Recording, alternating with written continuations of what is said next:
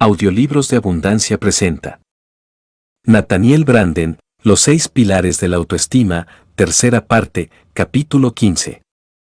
Gracias por escuchar este audiolibro. Espero que lo disfrutes mucho y te sea de gran utilidad.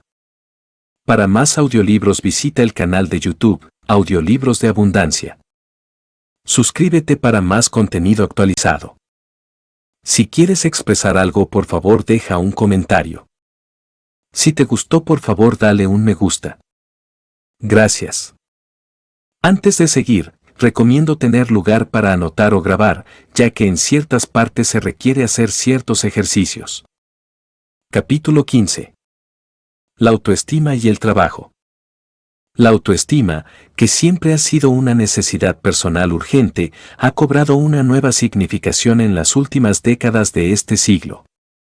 El cambio de la realidad social y económica ha planteado nuevos retos a nuestra confianza en nosotros mismos.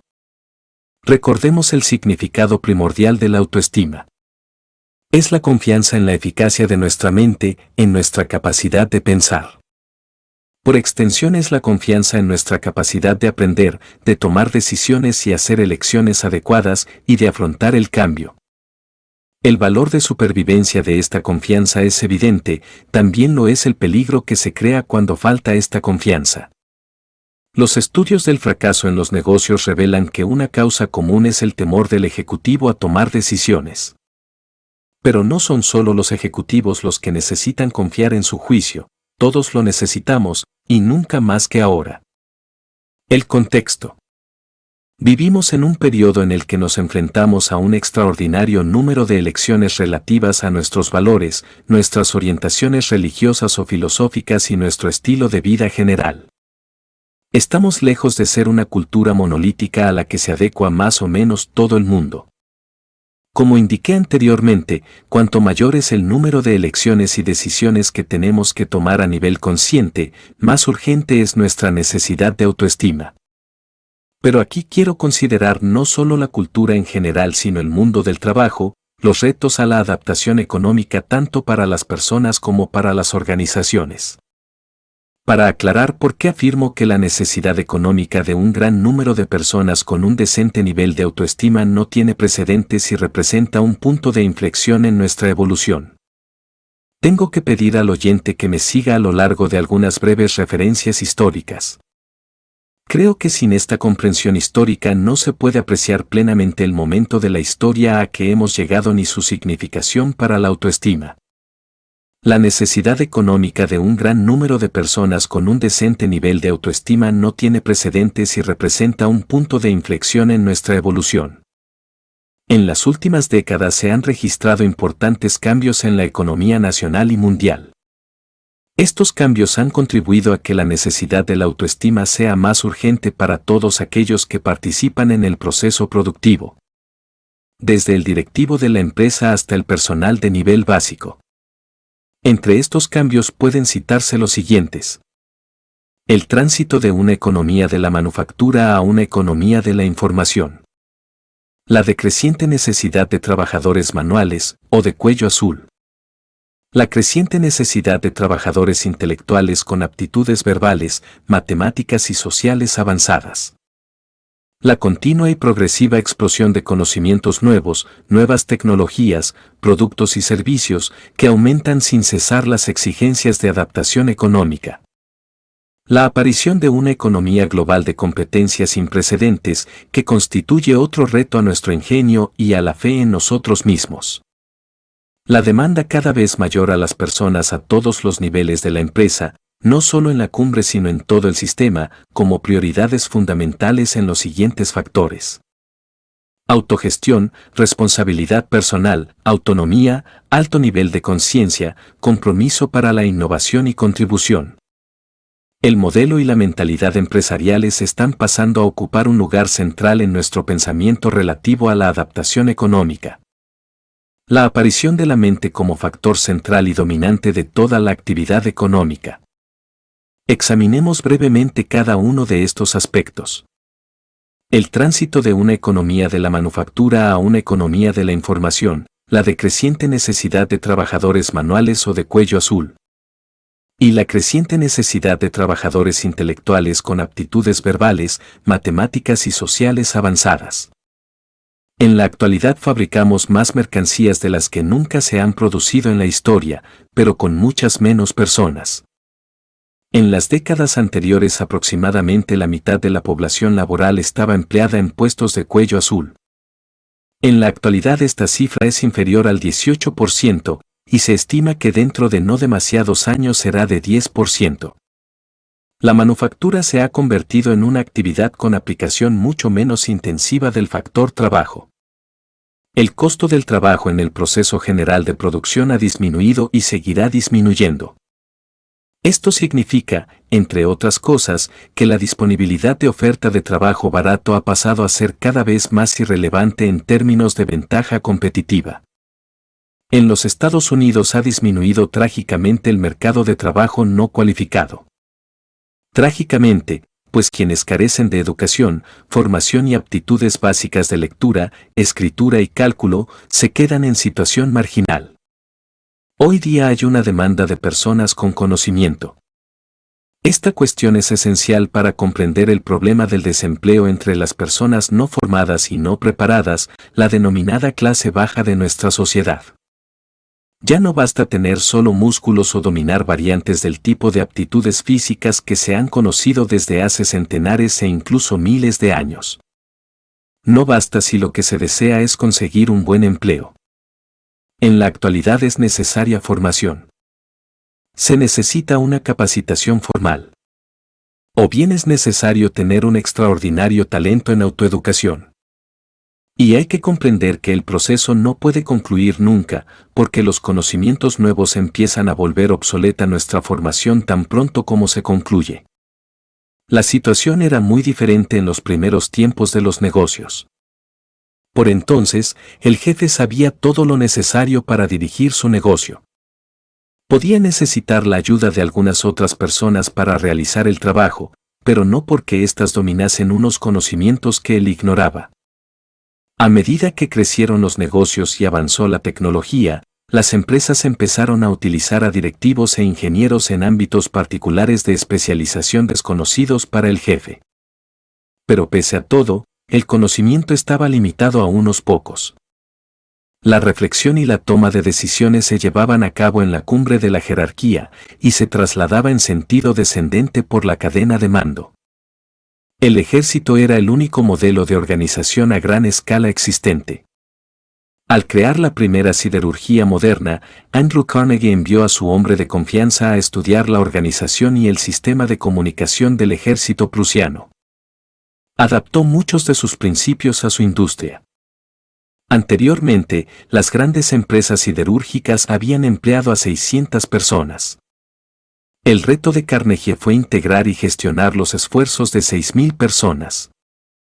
Algunos ejecutivos fundamentales proyectaban las metas y formulaban las estrategias y tácticas que había de seguir la organización. Algunos ingenieros destacados aportaron su propia contribución.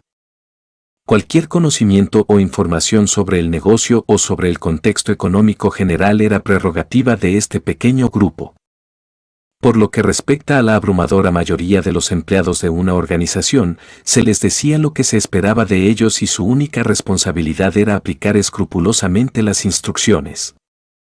Un empleado ideal era aquel cuyas acciones tenían la misma consistencia y fiabilidad que las máquinas. Frederick Winslow Taylor, el pionero del management científico, resumió así su idea a los estudiantes de Harvard en 1909. El cometido de un trabajador es averiguar lo que desea el jefe y darle exactamente lo que desea. Se suponía que el trabajador no podía hacer nada valioso o creativo como contribución al proceso de producción o distribución. En esta etapa de desarrollo el sistema no exigía para su funcionamiento a un gran número de personas con autoestima firme, como tampoco necesitaba una fuerza de trabajo con gran formación o cualificación. En la actualidad la cultura empresarial no se caracteriza ya por la división entre la dirección y los trabajadores, sino por la integración de especialistas. Visto desde la perspectiva actual es bastante fácil criticar lo que hoy se denomina el management clásico. Pero si se comprende en su propio contexto, podemos apreciar su lógica y beneficios. Un hombre que trabajaba en 1912, por ejemplo en una cadena de montaje, podía no saber leer o escribir, podía ser un emigrante del viejo mundo. Pero si ejecutaba conscientemente la tarea para la que le habían formado, podía ganarse la vida y mantener una familia, le esperaba una vida mejor y más fiable de la que nunca había tenido. La gran innovación de Frederick Taylor fue descomponer las tareas de la producción en pasos sencillos, discretos y que se dominaban con facilidad.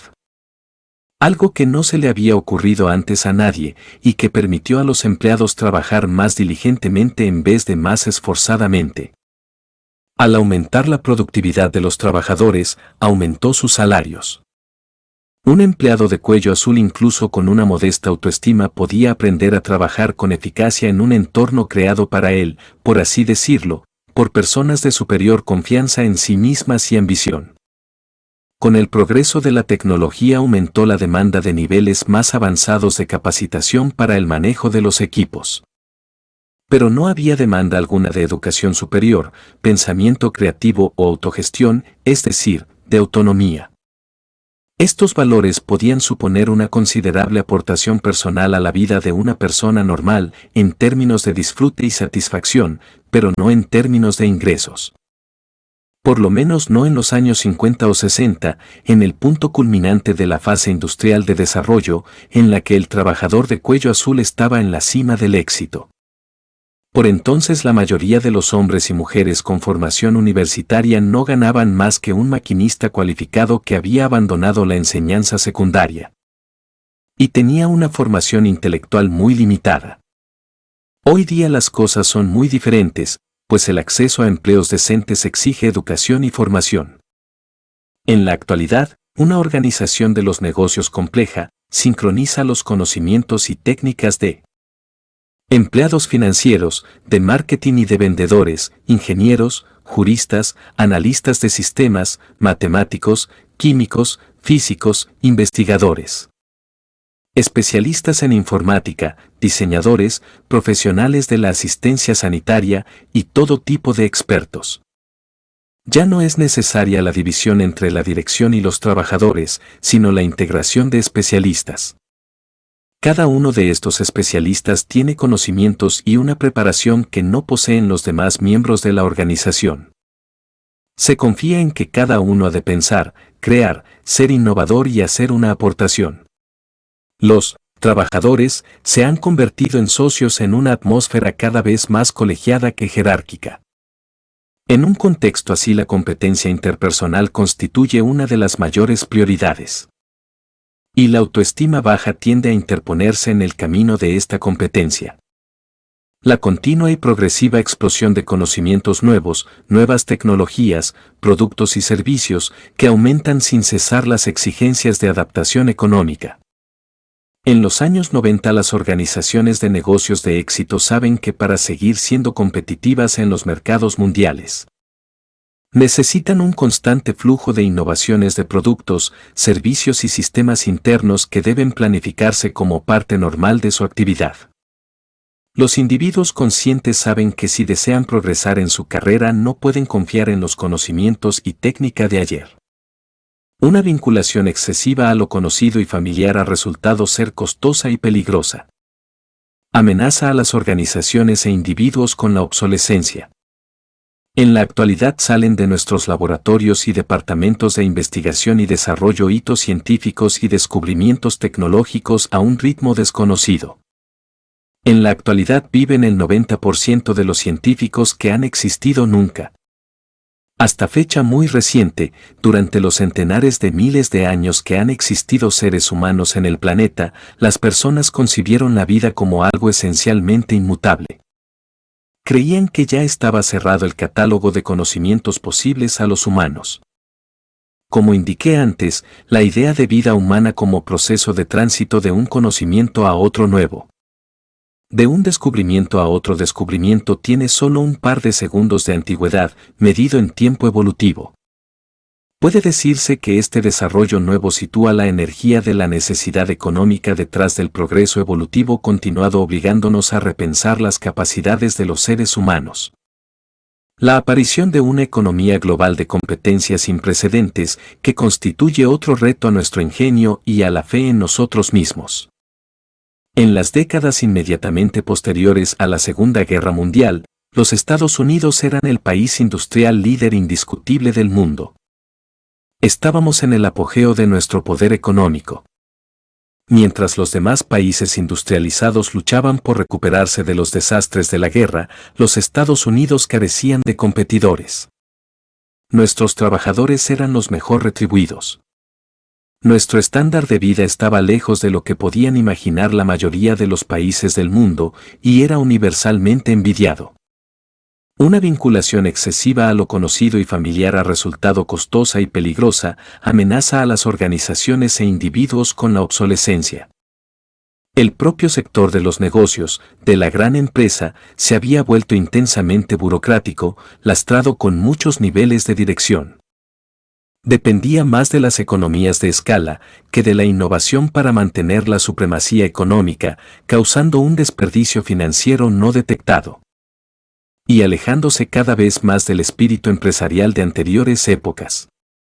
Las políticas estatales desempeñaron un papel fundamental en este fenómeno, pero esa es otra historia. Alfred Sloan, el famoso directivo de General Motors, resumió en una ocasión la estrategia del fabricante de automóviles diciendo que no era necesario ir a la cabeza en diseño técnico o correr el riesgo de experimentos no contrastados. Pues nuestros coches tenían un diseño por lo menos igual a los mejores coches de la competencia de nivel equivalente. Una de las últimas grandes innovaciones de la industria norteamericana del automóvil fue el cambio automático introducido en 1939. Los años 50 y 60 fueron la época del hombre de la organización. El camino para el éxito no era el pensamiento independiente sino la escrupulosa adhesión a las normas. La fórmula para quienes deseaban medrar no era sobresalir sino adaptarse. Bastaba la suficiente autoestima para mantener un nivel de competencia decente en el marco existente, pero no tanta autoestima como para cuestionar los valores o políticas básicos de la empresa. Lo que la empresa prometía a cambio era una protección y seguridad de por vida. La promesa emblemática era, sé un hombre de empresa y la empresa cuidará de ti. La negación de uno mismo por el bien de la empresa era un valor que encontraba una fácil audiencia. Durante miles de años se había enseñado a los seres humanos que la autonegación era la esencia de la moralidad. La autonegación para la tribu, para Dios, para el rey, para el Estado, para el país, para la sociedad. Los sindicatos estaban en la cumbre de su influencia y poder. Sus líderes no podían esperar los cambios que se avecinaban. No preveían que en los años 80, una vez alcanzados sus objetivos, estarían amenazados por la falta de relevancia económica y conocerían una pérdida de un porcentaje cada vez mayor de sus afiliados. La libertad significa cambio, la capacidad de afrontar el cambio es al menos en parte una función de la autoestima. Un dirigente sindical anunciaba, la industria americana sigue llena de fuerza. Yo estaba sentado junto a él en el avión cuando lo dijo en el año 1962. Entonces empezó a lamentar el desastre de la automoción, afirmando que miles de trabajadores quedarían en paro permanente a causa de las nuevas máquinas y que había que hacer algo al respecto. Le respondí que eso era una falacia que había sido denunciada a menudo. Que la introducción de las nuevas máquinas y de la nueva tecnología siempre tuvo como resultado un aumento de la demanda de trabajo así como un aumento del nivel de vida general. Le indiqué que la automoción aumentaba la demanda de trabajo cualificado en relación al no cualificado, y que sin duda muchos trabajadores tendrían que aprender nuevas aptitudes. Las empresas tendrían que formarles. A lo cual él preguntó, con tono indignado, lo siguiente. ¿Y qué pasará con las personas que no deseen aprender nuevas aptitudes? ¿Por qué tienen que tener problemas? ¿Acaso no tienen derecho a la seguridad? Le indiqué que esto significaba que había que asfixiar y suprimir la ambición, la perspicacia, el impulso a trabajar cada vez mejor, las energías vivas de las personas creativas. Todo ello a favor de quienes habían pensado lo suficiente y aprendido lo suficiente y no deseaban que se les impusiese nada más o tener que pensar de que dependían sus puestos de trabajo. ¿Es eso lo que proponía? Su respuesta fue el silencio. Yo pensé entonces que la libertad significa cambio.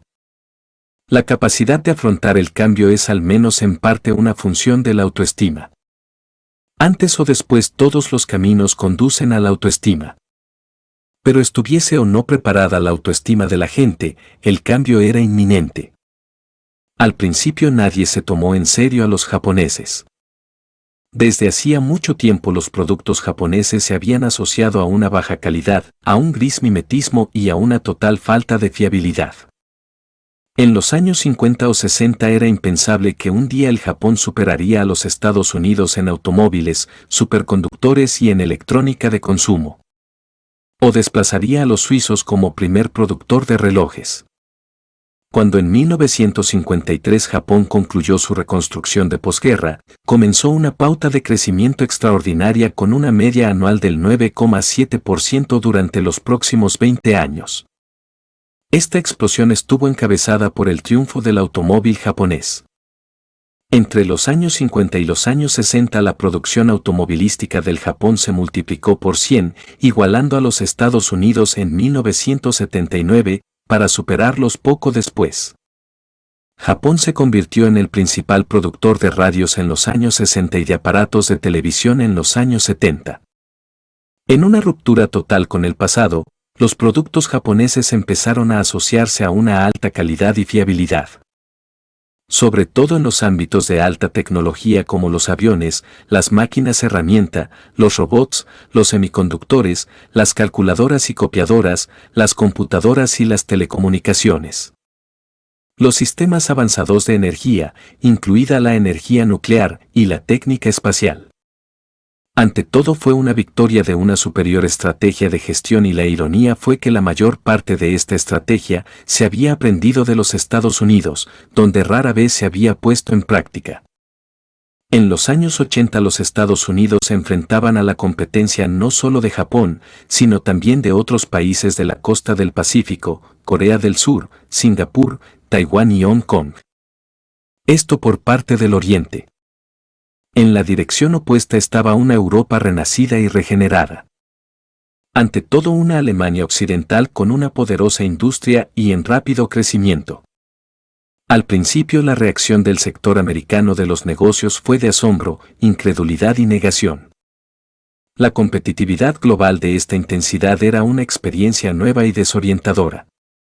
Sin duda había habido competencia entre los tres grandes de la industria norteamericana del automóvil. Carro General Motors, Ford y Chrysler jugaban las mismas reglas y compartían los mismos supuestos básicos. Nadie retó a los demás a reformular sus premisas básicas. Eso es lo que hicieron los japoneses y los alemanes. La competencia global es un estimulante de la innovación mucho más poderoso que la competencia interior. Las demás culturas tienen otras perspectivas, otras maneras de ver las cosas. Sus ideas aportan una síntesis más rica a la reflexión sobre la actividad de los negocios. Pero por esta razón se necesita un mayor nivel de autoestima y de competencia para actuar en este ámbito. Al principio los trabajadores y ejecutivos norteamericanos se negaron a reconocer que los japoneses pudiesen estar aplicando unas prácticas que valía la pena imitar. La idea misma de aprender de ellos se concebía como algo devaluador. En cambio, su respuesta inicial fue seguir en sus 13 y apegarse más tenazmente a la forma tradicional de hacer las cosas. A veces la respuesta adicional era denunciar a los japoneses y exigir una protección política contra ellos. Esto es exactamente lo que se observa en la práctica de la psicoterapia, cuando una persona que duda de sí misma y está insegura persiste ciegamente en su conducta contraproducente. Se apega a la ilusoria seguridad de la inflexibilidad compulsiva y echa la culpa de todas las desgracias a otra persona. Solo el choque de la competencia devastadora del Japón y de Alemania despertó a la industria automovilística de los Estados Unidos de su complaciente modorra. Está por saber si se despertó a tiempo. Carente de innovaciones importantes propias durante décadas, se resistió a los neumáticos radiales, a los frenos de disco y a la inyección de gasolina introducida en los coches de serie en Europa. Ahora está combatiendo, y la calidad del automóvil norteamericano ha mejorado considerablemente, pero aún está atrasada en lo que a innovaciones se refiere. La competencia global es un estimulante mucho más poderoso de la innovación que la competencia interior. La industria norteamericana no fue la única en reaccionar lentamente al cambio de contexto y a la necesidad de nuevas políticas. Cuando se enseñó a los suizos los primeros relojes digitales, su respuesta fue esta: pero eso no es un reloj tiene muelles y engranajes. Cuando se despertaron, habían perdido su posición de liderazgo. Estados Unidos es aún por mucho el país industrializado más poderoso de la Tierra. Con un 5% de la población mundial, producimos el 25% de la producción industrial total. Ninguna persona preparada pudo imaginar nunca que mantendríamos el porcentaje de la producción mundial que tuvimos en los años posteriores a la Segunda Guerra Mundial. Una época en la que las demás economías estaban en ruinas. Ni se habría considerado deseable. Nosotros deseábamos que los demás países resurgiesen por sí mismos y les ayudamos a ello. Nuestra producción de bienes y servicios, en general, es mucho mayor de la conocida nunca, como porcentaje del Producto Nacional Bruto se ha mantenido constante durante más de 4 décadas.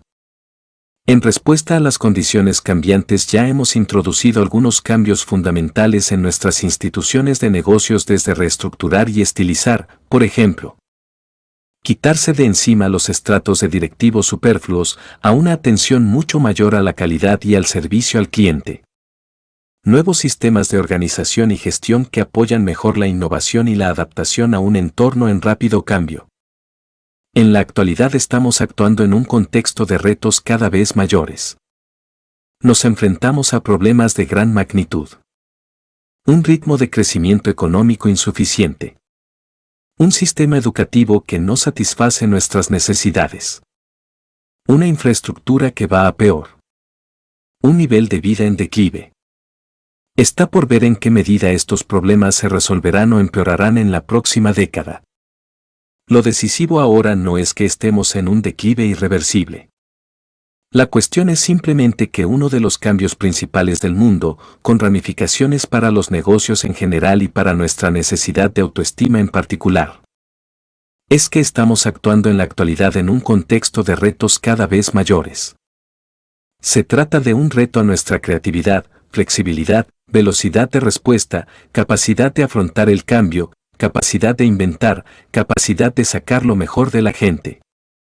Desde un punto de vista económico es un reto a nuestro sentido de la innovación y, por encima de eso, a nuestra capacidad de gestión. Desde un punto de vista psicológico se trata de un reto a nuestra autoestima.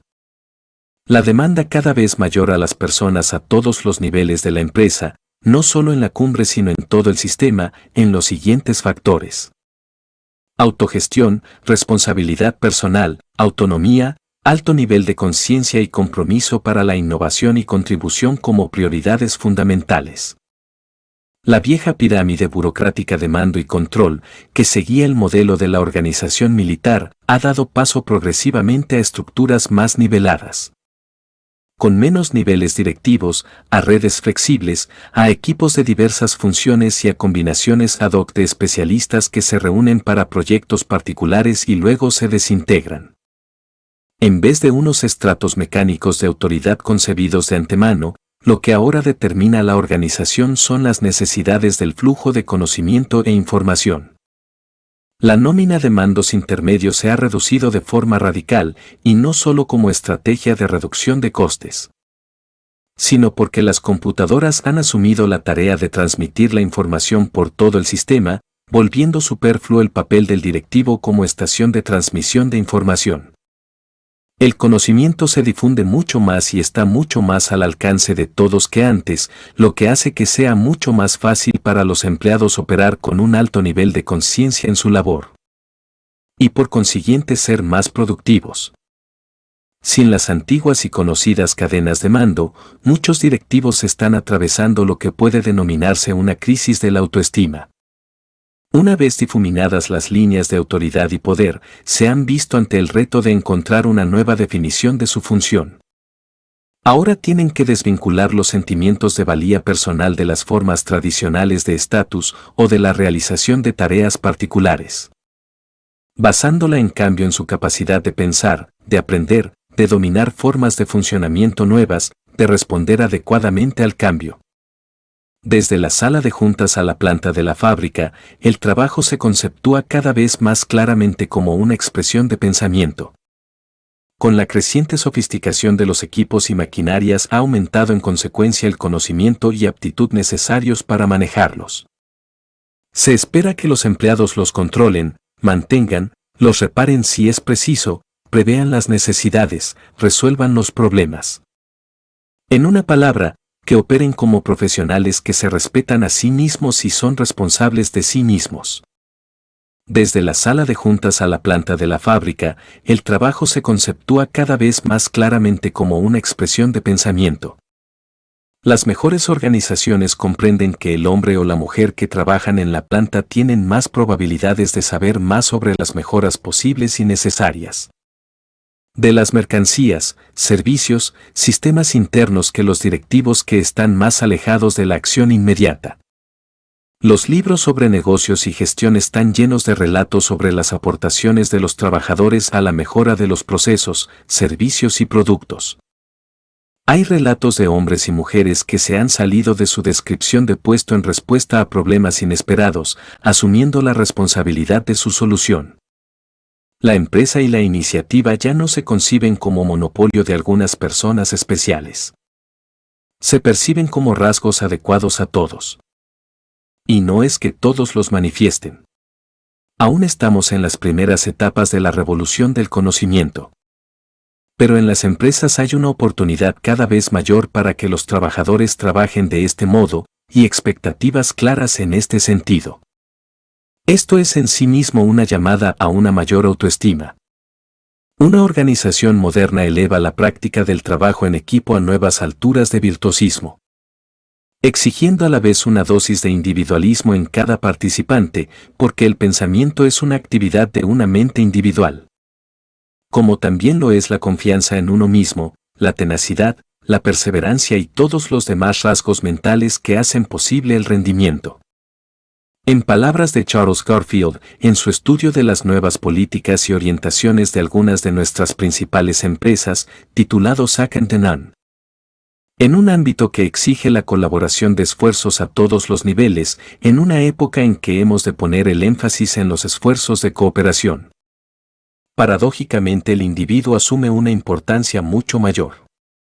Ya no podemos permitirnos manejar empresas en las que masas de manos contratadas se infrautilizan crónicamente mientras que unas pocas cabezas en la directiva piensan en todo.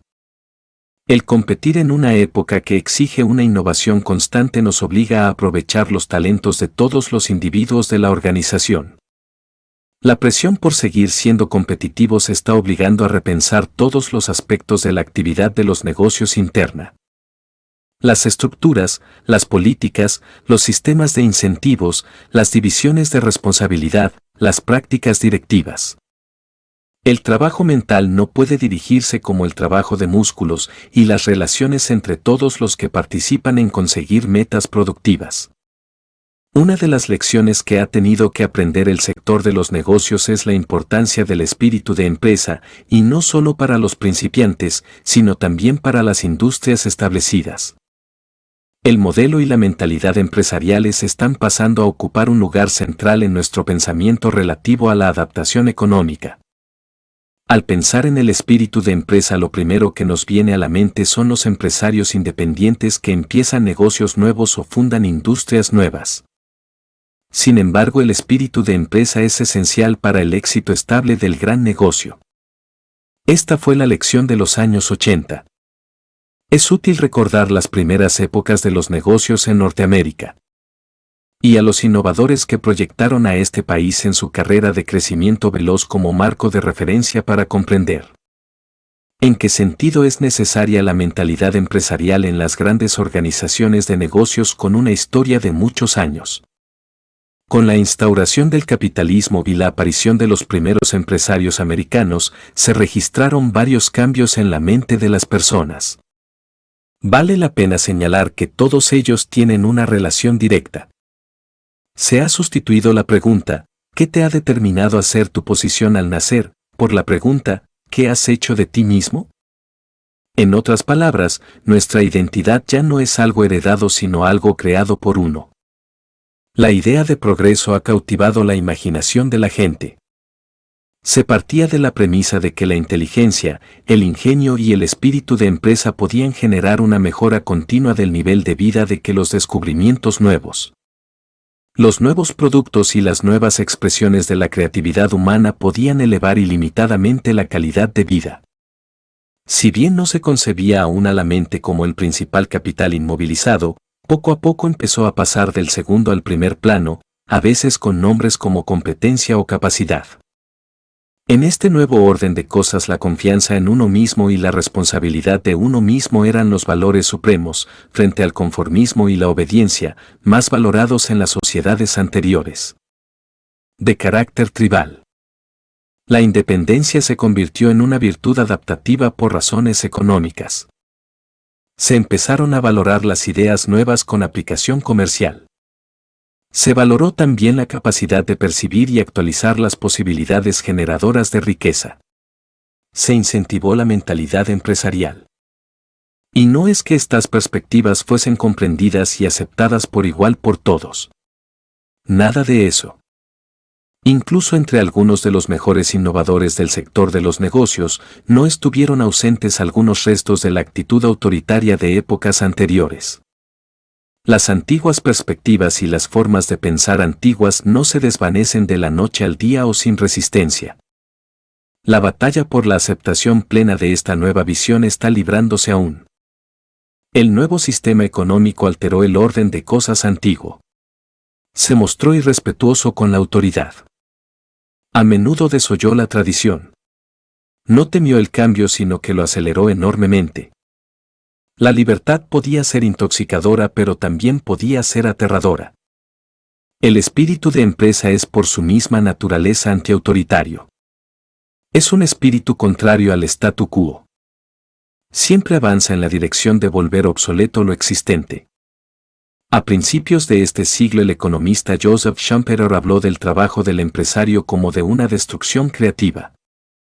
La actividad empresarial tiene por esencia dotar a los recursos de nuevas capacidades de producción de riqueza, percibir y actualizar las posibilidades productivas que no se han percibido y actualizado antes. Esto presupone la capacidad de pensar por uno mismo, de ver el mundo con nuestros propios ojos, una falta de excesiva consideración del mundo según lo conciben los demás, al menos en algunos sentidos. En las primeras décadas del capitalismo, hombres salidos de la nada, que no partieron más que con cerebro y ambición, crearon industrias y ganaron fortunas. Casi todos estos hombres empezaron siendo trabajadores y casi ninguno de ellos terminó la enseñanza secundaria. Algunos ni siquiera la comenzaron. Estos fueron un reto y un obstáculo para los restos de la aristocracia feudal, para el viejo dinero, anclado en la posición social y desdeñoso del trabajo, que veía con escándalo y resentimiento a estos nuevos productores de riqueza. El empresario era un impúdico parvenu y sus actividades, decían, creaban desequilibrio social. De hecho, representaba una amenaza no solo a su posición social sino también a su autoestima. ¿Qué sería de ellos en un sistema orientado al mérito y al rendimiento, estimados por el mercado, en vez de al estatus hereditario? Si el capitalismo ofrecía un terreno más amplio para la expresión de la autoestima, también planteaba retos que no tenían precedente en las anteriores sociedades tribales. Retos a la confianza en uno mismo, a la autoafirmación y a la responsabilidad personal. El capitalismo creó un mercado para la mente independiente.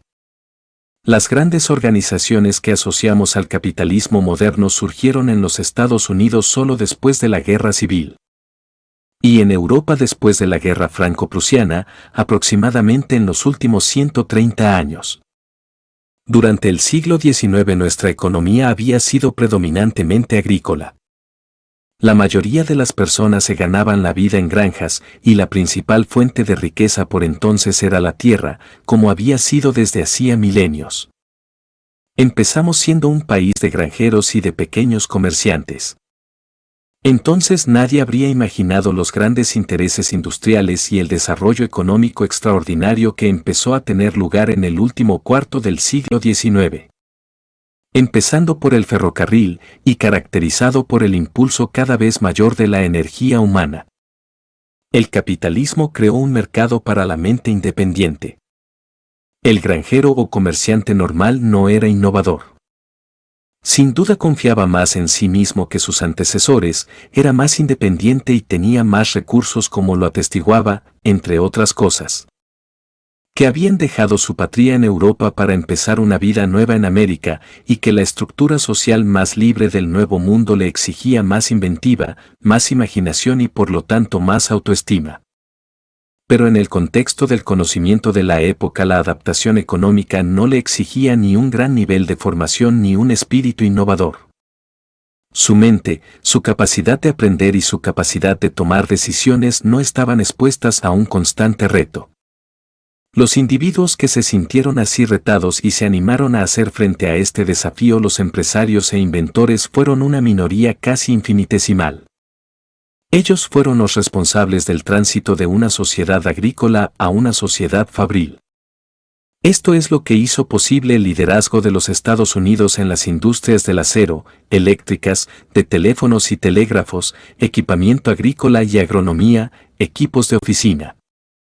De los primeros electrodomésticos y, un poco más tarde, del automóvil y la aviación. Cuando se encontraba en la cumbre de su éxito en este siglo, el sector americano de los negocios vio desafiada su complacencia por la competencia extranjera. Y contra la resistencia de su propia burocracia consolidada se vio obligado a pensar de nuevo en la necesidad de reinstaurar el espíritu de empresa. Parte de los estímulos de esta nueva reflexión provino de los logros de las organizaciones pequeñas que señalaban el camino del futuro. En las 2 últimas décadas se ha registrado una explosión del espíritu de empresa, casi totalmente en los negocios de tamaño pequeño y medio. A finales de los años 80 cada año se creaban entre 600.000 y 700.000 empresas nuevas. Frente a una sexta o séptima parte de esta cifra durante los mejores años de la década de los 50 y los 60. Mientras que las 500 empresas de Fortune han venido perdiendo trabajadores de forma regular desde comienzos de los años 70. Y muchas de estas empresas han luchado por sobrevivir, los negocios pequeños y medianos han creado aproximadamente 18 millones de nuevos puestos de trabajo. La mayoría de estos puestos se ofrecieron en empresas con menos de 20 empleados. La empresa pequeña y mediana ha mostrado un carácter innovador y flexible. Una capacidad de responder con una gran velocidad a los cambios y oportunidades del mercado, que a menudo ha estado ausente en las organizaciones mayores y más complejas. Este sector está en la vanguardia mostrando el camino que deben seguir las grandes empresas para seguir siendo competitivas. Mientras que muchas empresas aún están luchando con los problemas de equilibrar, por una parte, la dirección administrativa y tradicional y, por otra, la dirección empresarial. La primera centrada en proteger y cultivar lo ya existente y la segunda en volverlo obsoleto. Cada vez es más obvio que el espíritu de empresa no puede ser una prerrogativa de los negocios pequeños o nuevos. Es imperiosa su necesidad también para organizaciones del tamaño de General Motors y precisamente ahora GM está afrontando este mismo reto. En el contexto de la gran empresa, desarrollar espíritu de empresa significa aprender a pensar como los pequeños negocios más imaginativos y agresivos. Cultivar la agilidad, la falta de contratiempos, la respuesta rápida, la atención constante a los desarrollos que apuntan a oportunidades nuevas. Esto significa, entre otras cosas, reducir radicalmente la burocracia y liberar las unidades para que puedan funcionar con espíritu de empresa. En respuesta a esta necesidad es cada vez mayor el número de grandes empresas que han creado en su interior unidades de iniciativa empresarial autónomas o semiautónomas. Su intención es liberar a los innovadores de los obstáculos de la directiva burocrática sobrecargada y reacia al cambio. En términos más generales, se han comprometido a hacer de la innovación una parte planificada y sistemática de sus operaciones normales. Están aprendiendo a considerarla una disciplina, algo que puede ser aprendido, organizado y practicado. Cuanto más inestable es la economía y más rápido el ritmo de cambio, más urgente es la necesidad de un gran número de personas con autoestima. Si una baja autoestima se correlaciona con la resistencia al cambio y con la fijación a lo conocido y familiar, la baja autoestima nunca ha sido tan económicamente perjudicial como lo es hoy. Si una alta autoestima se correlaciona con la tolerancia al cambio y con el desapego a las vinculaciones del ayer, la alta autoestima confiere un estímulo competitivo. Aquí podemos identificar un principio. En los primeros tiempos de la actividad comercial en Norteamérica, cuando la economía era bastante estable y el cambio relativamente lento, el estilo de organización burocrático funcionó razonablemente bien. Cuando la economía se volvió menos estable y se aceleró el ritmo de cambio, se volvió cada vez menos adaptativo, siendo incapaz de responder rápidamente a los nuevos fenómenos. Relacionemos esto con la necesidad de autoestima. Cuando más estable es la economía y más lento el ritmo de cambio, menos urgente es la necesidad de un gran número de personas con una sana autoestima. Cuanto más inestable es la economía y más rápido es el ritmo de cambio, lo que sin duda sucede en el mundo actual y sucederá en el futuro, más urgente es la necesidad de un gran número de personas con autoestima. La aparición de la mente como factor central y dominante de toda la actividad económica. En las ideas antes presentadas está implícito el significado de esta afirmación, pero quizá convenga hacer algunas observaciones más.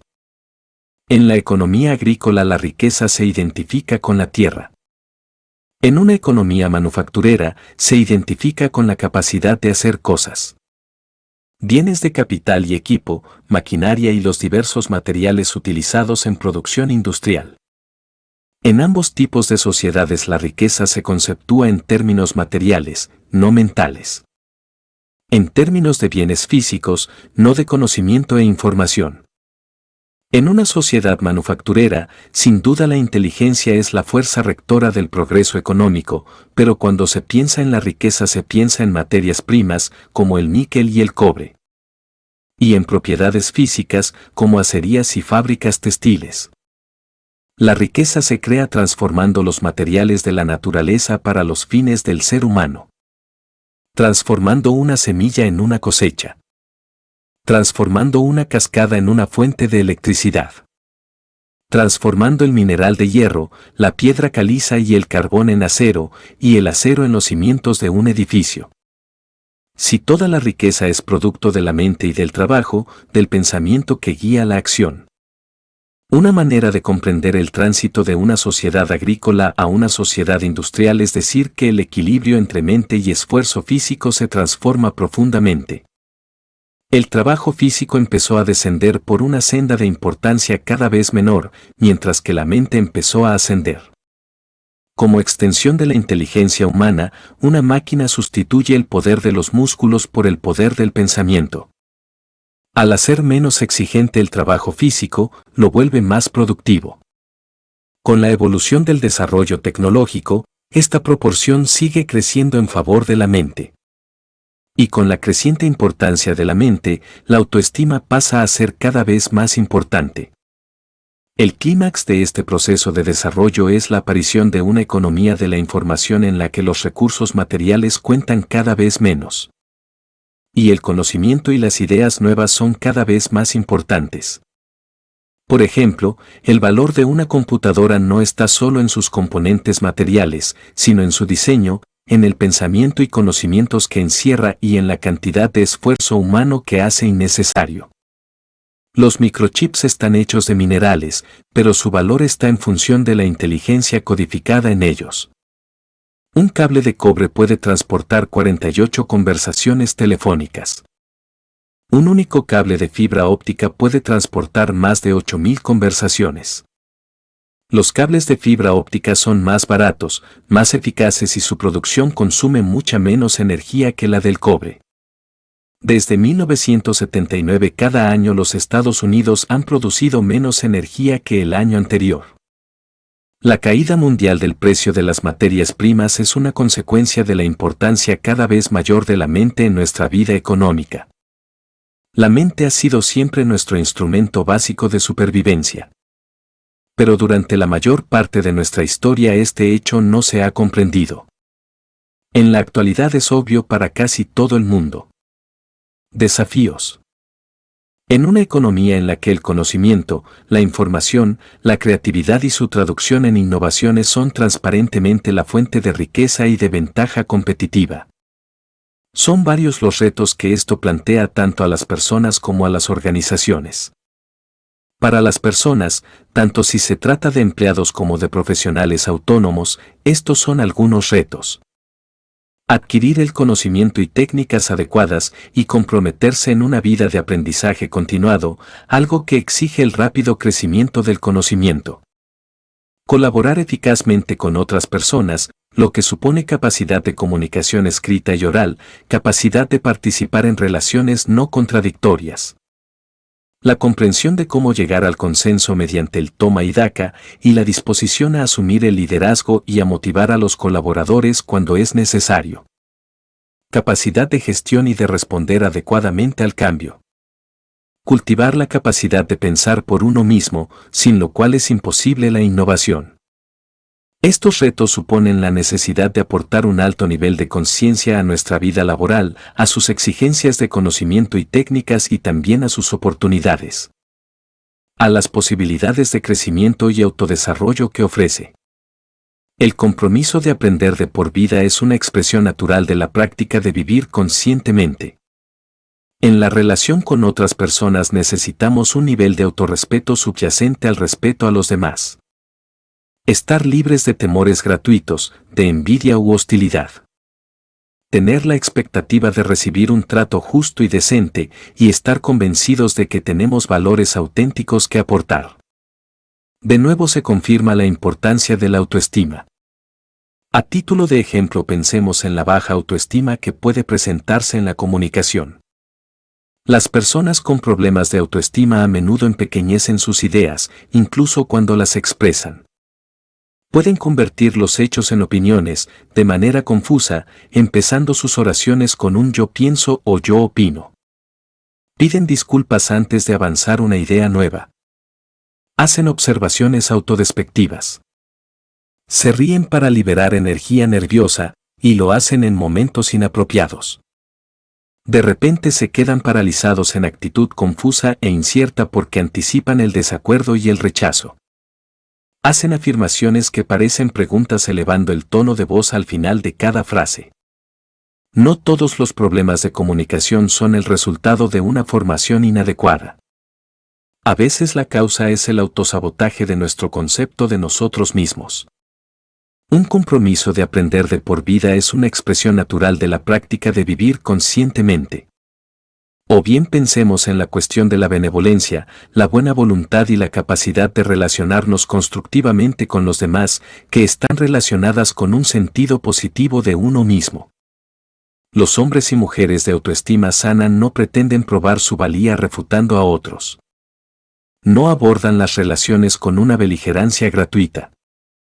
Es la duda en uno mismo y la inseguridad la que interpreta todos los encuentros, con el personal, con los superiores, con los subordinados, los clientes, como una guerra abierta o encubierta. El propósito cooperativo se basa en la disposición de los participantes a ser responsables, que es un corolario de la práctica de la responsabilidad personal. Estos empeños se basan en la disposición de las personas a mantener sus promesas, cumplir sus compromisos. Pensar en las consecuencias de sus actos para los demás y manifestar fiabilidad y confianza, que son expresiones de la práctica de la integridad personal. Si en la actualidad se ofrece a las personas mucho más de lo que se les ha ofrecido nunca, en oportunidades de satisfacción, logro y expresión de sí mismos, también se les pide más en desarrollo psicológico. Por supuesto, la autoestima está lejos de ser la única facultad, hay que tener esto bien claro. pero sin ella el individuo resulta alterado profundamente y de hecho tiene una desventaja competitiva. Para las organizaciones este reto se traduce en lo siguiente. Responder a la necesidad de un flujo constante de innovación cultivando una disciplina de la innovación y de la empresa en los proyectos, estrategias, políticas, prácticas y sistema de gratificaciones de la organización. Ir más allá de un reconocimiento nominal de la importancia del individuo. Creando una cultura en la que se fomenten y recompensen la iniciativa, la creatividad, la responsabilidad de uno mismo y la contribución. Reconocer la relación entre autoestima y rendimiento y diseñar y aplicar políticas de apoyo a la autoestima. Esto exige reconocer y responder a la necesidad que el individuo tiene de un entorno sano, inteligible y no contradictorio, que pueda ser comprendido. De aprendizaje y de crecimiento, de consecución de logros, de ser escuchado y respetado, y de un entorno en el que se le permita cometer errores y ser responsable. Dado que, a partir de los años 90, la demanda de estos trabajadores mentales será mayor que la oferta. Estos estarán en condiciones de exigir este trato y de favorecer a las empresas que lo ofrezcan, otorgando a estas una ventaja económica. Cuando los futuros empleados se pregunten, ¿es esta una organización en la que puedo aprender, crecer, desarrollarme, disfrutar de mi trabajo? Se estarán preguntando implícitamente, tanto si lo identifican como si no, ¿es este un lugar que apoya mi autoestima o bien que la violenta? La organización exitosa del futuro será una organización orientada a la autoestima. Se dice que la organización exitosa del futuro será ante todo una organización de aprendizaje. Igualmente puede decirse que será una organización orientada a la autoestima. Sacar lo mejor de las personas. Los directivos no suelen preguntarse, ¿cómo podemos crear en nuestra organización una cultura que apoye la autoestima? Pero los mejores de ellos, los más conscientes, a menudo se preguntan, ¿qué podemos hacer para estimular la innovación y la creatividad? ¿Cómo podemos hacer de este un lugar que atraiga a los mejores? ¿Y qué podemos hacer para ganar su lealtad permanente? Estas preguntas son diferentes y sin embargo la respuesta a ellas es más o menos la misma o al menos coincide sustancialmente. No sería posible tener una organización que fomentase la innovación y la creatividad y que no fomentase la autoestima de forma considerable. Sería imposible tener una organización que fomentase la autoestima, entendida racionalmente, y que no estimulase la innovación, la creatividad, la animación y la lealtad. Pongamos un ejemplo. Algunos negocios están experimentando la posibilidad de asociar los aumentos retributivos a la adquisición de conocimientos y técnicas nuevas. Se paga a los empleados para aprender, para dominar nuevos ámbitos de conocimientos. Esto supone que cuanto más cultos y expertos sean, mayor será la aportación que puedan hacer a la empresa. Pero un crecimiento de la competencia no conducirá probablemente a un aumento de la experiencia de eficacia personal. Desde el punto de vista del individuo es obvio que el trabajo puede ser un instrumento para elevar la autoestima. Los 6 pilares tienen aquí una clara aplicación. Cuando aportamos un alto nivel de conciencia, responsabilidad y similares a nuestras tareas, se fortalece la autoestima igual que, cuando las evitamos, se debilita la autoestima. Cuando las empresas me invitan a enseñar cómo pueden utilizarse los principios y la tecnología de la autoestima para estimular un mayor rendimiento. A menudo trabajo con la técnica de completar frases, pidiendo a los participantes del programa que escriban cada día de 6 a 10 terminaciones durante un periodo de unas semanas. A ramificaciones de frases como las siguientes. Si hoy aporto un 5% más de conciencia a mi trabajo.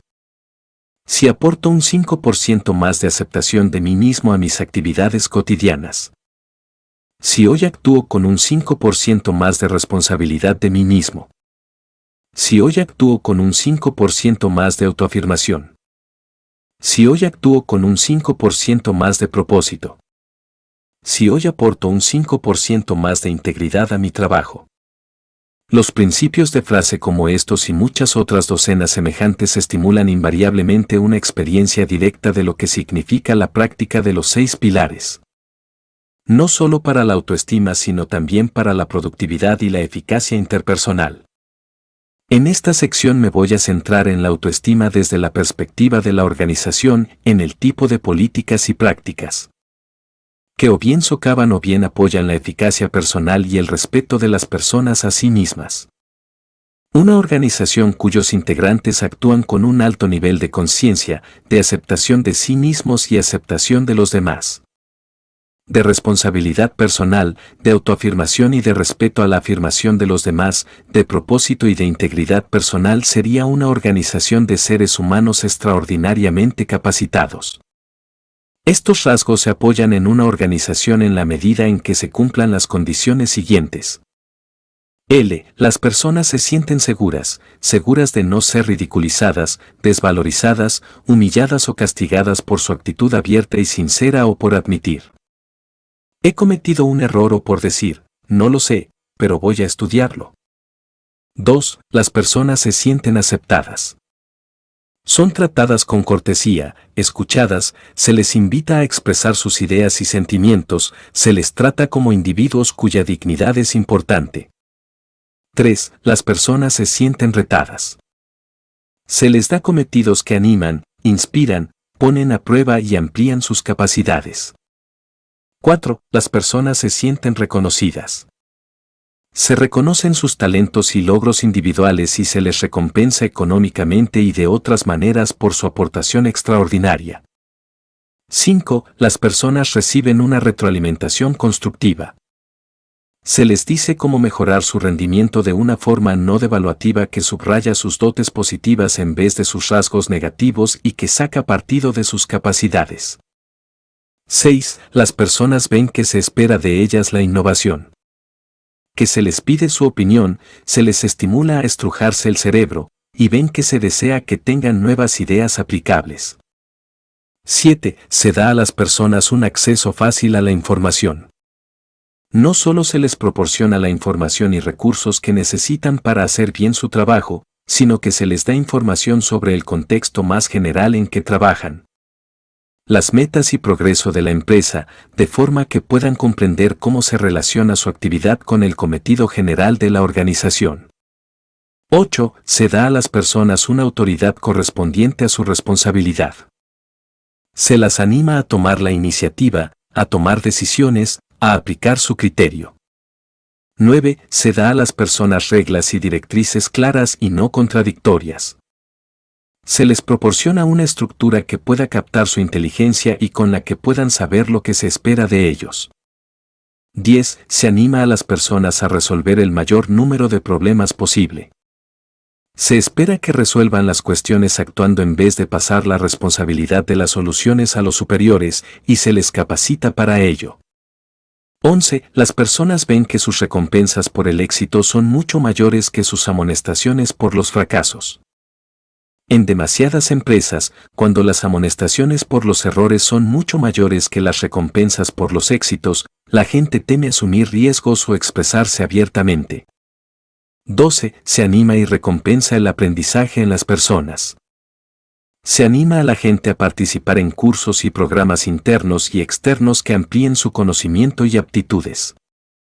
13. Las personas sienten congruencia entre el cometido declarado de la organización y su orientación manifiesta por una parte, y la conducta de líderes y directivos por otra. Ven ilustrada la integridad y se sienten motivadas a comportarse de igual modo. 14. Se trata de forma justa y equitativa la experiencia de las personas. Las personas sienten que el puesto de trabajo es un universo racional en el que pueden confiar. 15. Las personas son capaces de creer y de sentirse orgullosas por el valor de lo que producen. Perciben que el resultado de sus esfuerzos es verdaderamente útil, perciben que su trabajo vale la pena. Si en una organización se dan estas condiciones, será un lugar en el que las personas de autoestima elevada deseen trabajar. También será un lugar en el que las personas de autoestima más modesta verán aumentada esta. Lo que pueden hacer los directivos. Cuando en cierta ocasión me reuní con un grupo de directivos, para explicarles las condiciones antes citadas, uno de ellos me señaló: Usted habla acerca de la autoestima, pero lo que ha descrito son condiciones que estimulan la participación activa y creativa del empleado, que estimulan la innovación. Exactamente. Para los ejecutivos que desean construir una organización de elevada autoestima, yo formularía una lista de propuestas diferente pero que inevitablemente coincide con la anterior. L. Trabajar en la propia autoestima. Comprometerse uno mismo con elevar su propio nivel de conciencia, responsabilidad e integridad en el trabajo y en las relaciones con los demás. Con el personal, con los subordinados, con los socios, con los superiores, con los clientes y con los proveedores. 2. Cuando habla con sus empleados, esté presente en la experiencia. Establezca contacto visual, escuche de forma activa, ofrezca una retroalimentación adecuada, de al que habla la experiencia de ser oído. 3. Sea empático. Permita que el hablante sepa que comprende sus sentimientos y afirmaciones, que es una manera de dar al hablante una experiencia de visibilidad. 4. Sea quien sea la persona a la que hablamos, hemos de mantener un tono de respeto. No debemos permitirnos un tono condescendiente, superior, sarcástico o de inculpación. 5. Los encuentros relacionados con el trabajo deben estar centrados en las tareas, y no en el ego. Nunca permita que una disputa se degrade a un conflicto entre personas. El centro de atención debe ser la realidad. ¿Cuál es la situación? ¿Qué exige el trabajo? ¿Qué hay que hacer?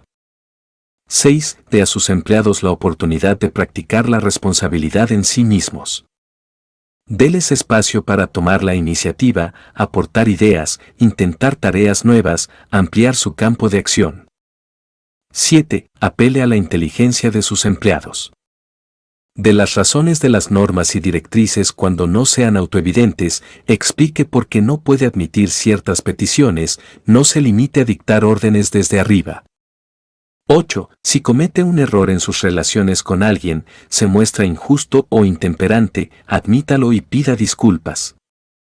No se imagine, al igual que algunos padres autocráticos, que el admitir que se ha hecho algo mal devalúa nuestra dignidad o posición.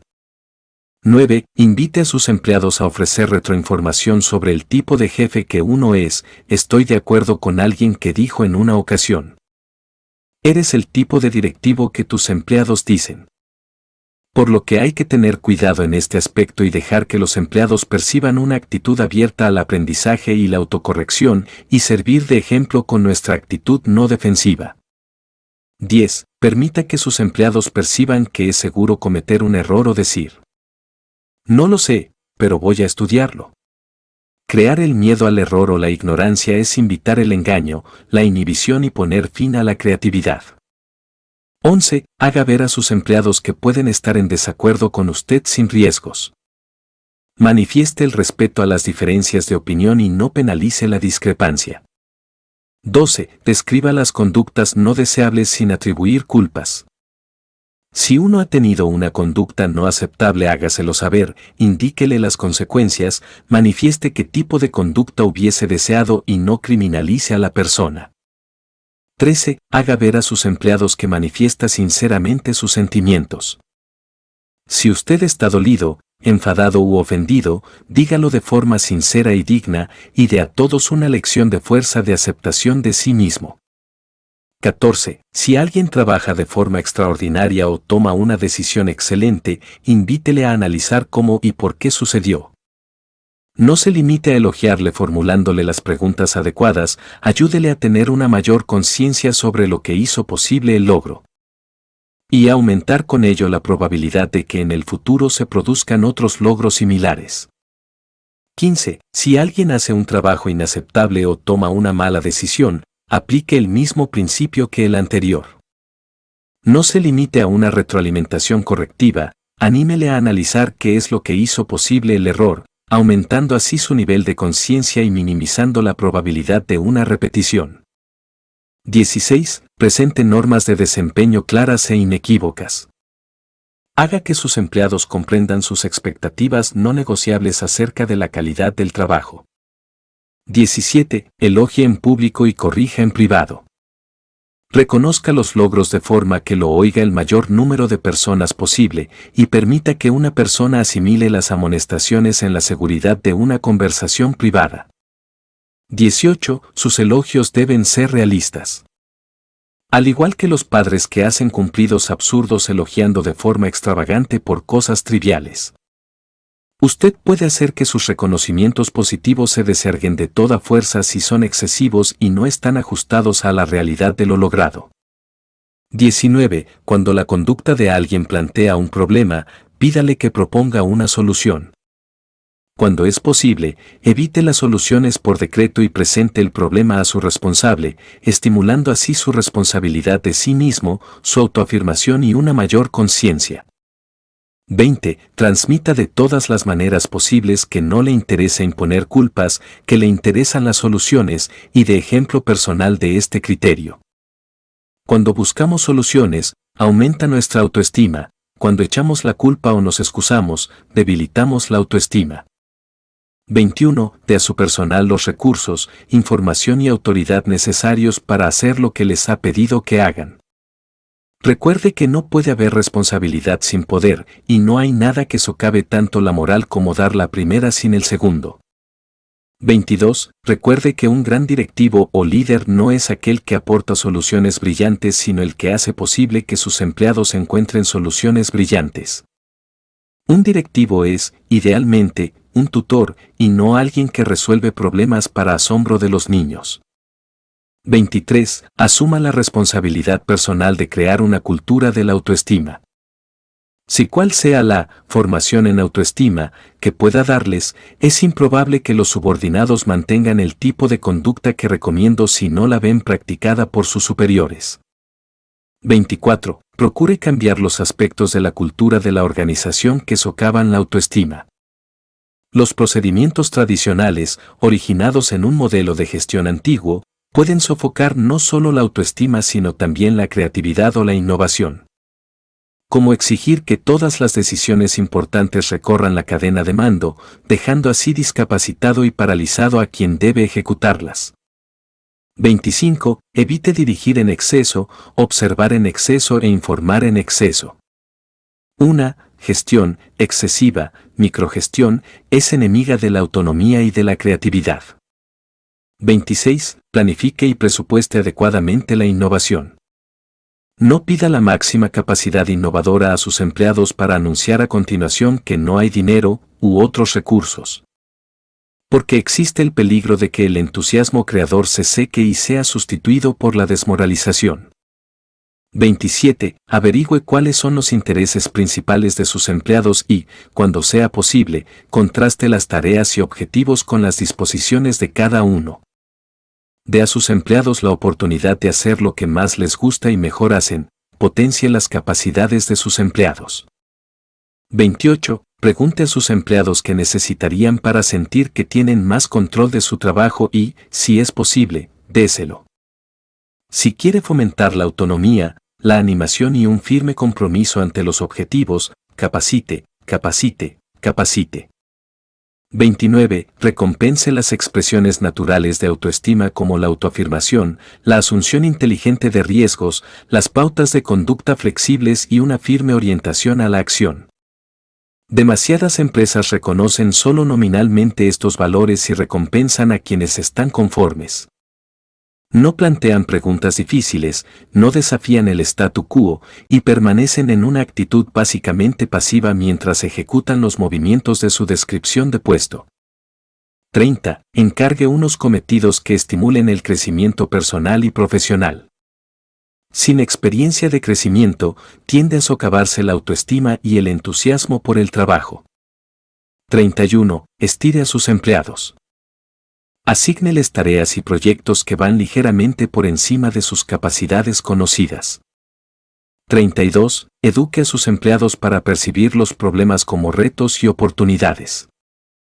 Esta es una perspectiva que sin duda comparten los que rinden de forma óptima y las personas con alta autoestima. 33. Apoya al empleado con talento y que no forma parte de un equipo. A pesar de todo lo que podamos decir sobre la necesidad de una eficaz labor de equipo, Tiene que haber un lugar para el ermitaño brillante que baila con un son diferente. E incluso los miembros del equipo se benefician de ver este respeto a la individualidad. 34. Enseñe que los errores y equivocaciones son oportunidades para aprender. ¿Qué puedes aprender de lo que ha sucedido? Es una pregunta que fomenta la autoestima. También fomenta el no repetir los errores y en ocasiones señala el camino de una solución futura. 35. Cuestione la tradición de la veteranía y promocione desde cualquier nivel en razón de los méritos. El reconocimiento de la capacidad es uno de los grandes motivos que inspiran el respeto a uno mismo. 36. Recompense de forma generosa las aportaciones sobresalientes, como productos, invenciones, servicios y nuevos proyectos que ahorran dinero. Programas de reparto de beneficios, planes de compensación diferida, dinero en efectivo o bonos de la compañía. Y derechos reales pueden ser instrumentos para reforzar la señal de que su organización desea la innovación y respeta una afirmación de uno mismo y una expresión de uno mismo inteligentes. 37. Escriba cartas de recomendación y aprecio a los que han tenido buenos logros y pida al director general que haga lo mismo. Cuando las personas ven que su empresa valora su mente, se sienten motivadas para seguir dando lo máximo que pueden dar. 38. Fije una norma de integridad personal.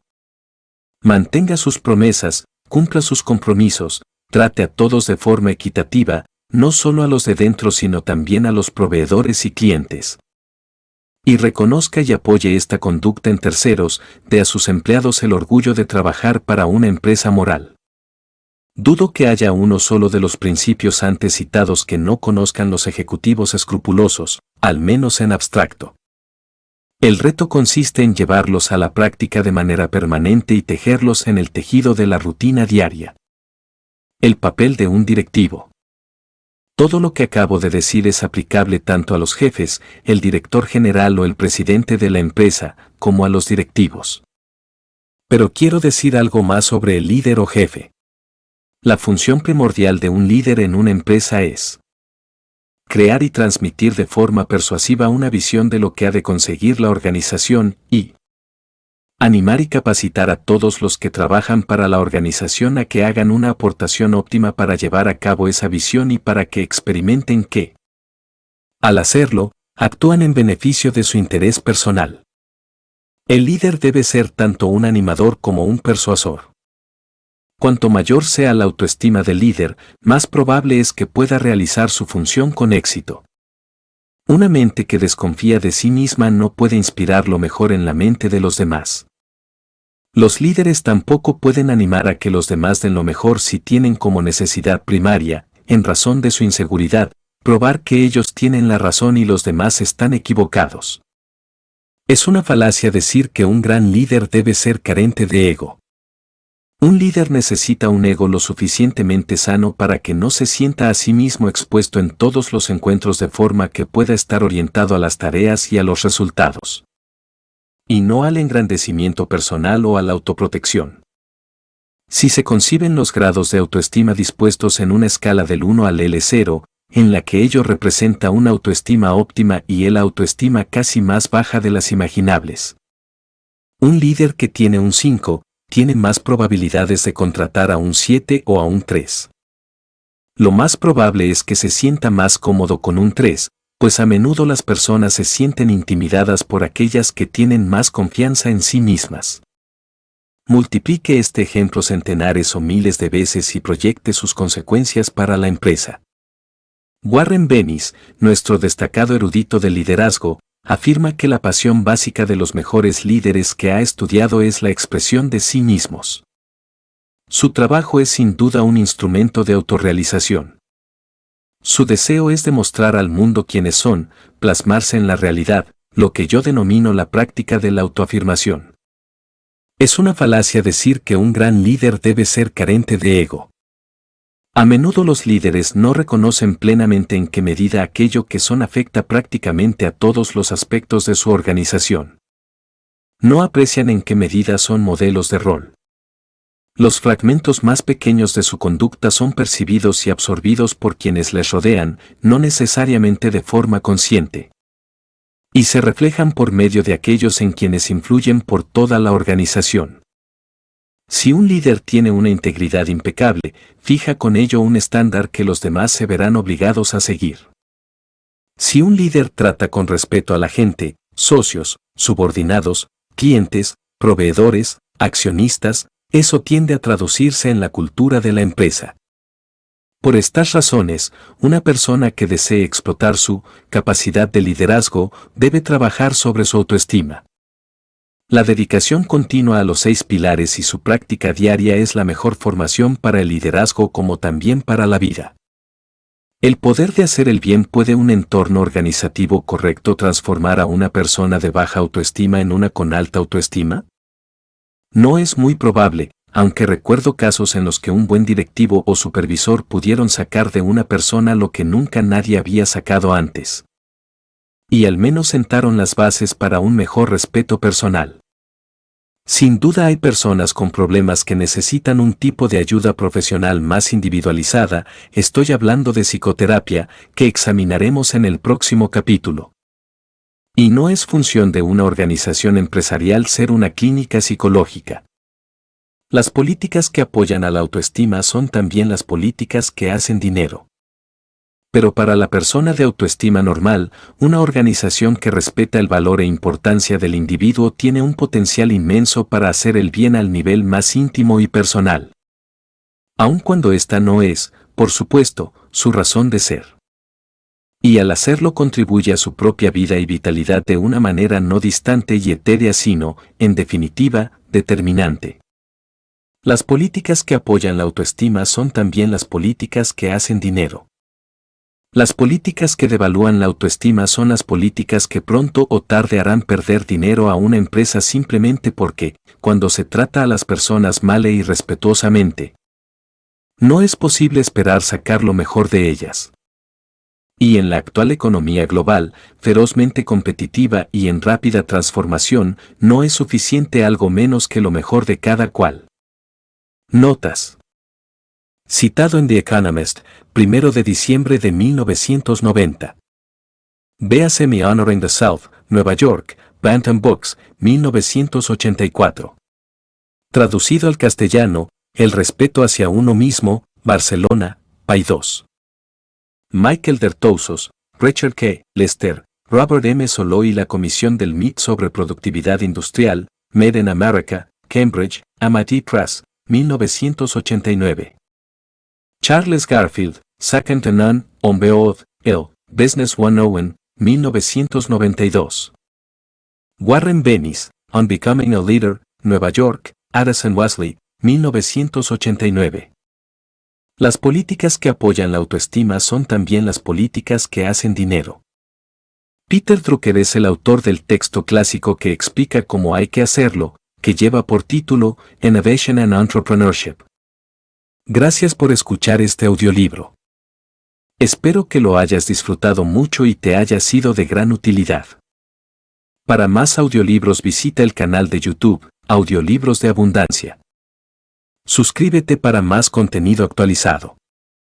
Si quieres expresar algo, por favor deja un comentario. Si te gustó, por favor dale un me gusta. Gracias.